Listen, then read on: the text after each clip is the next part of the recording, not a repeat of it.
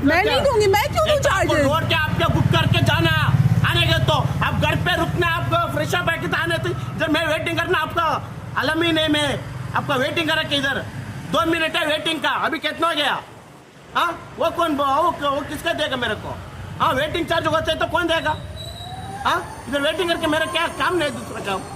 हाँ नहीं तो अभी अर्धा रास्ते को आप जाते 2 हैं ना। मिनट में कहा, आपको कैंसिल कर देना था ना। आप कैंसिल करना है, आप किसको बुक किया है? तो भैया अगर आपको इतना जल्दी जाना था तो आप बुक कैंसिल कर देते। नहीं हो तो आप किसको? भैया मैंने आपको बोला कि चाबी बंद करके आ रही हूँ घर। I have told you on the call. 10 minute चाहिए। I have told you on the 10 call. Minute चाहिए इधर आने को, 10 मिनट चाहिए आपको।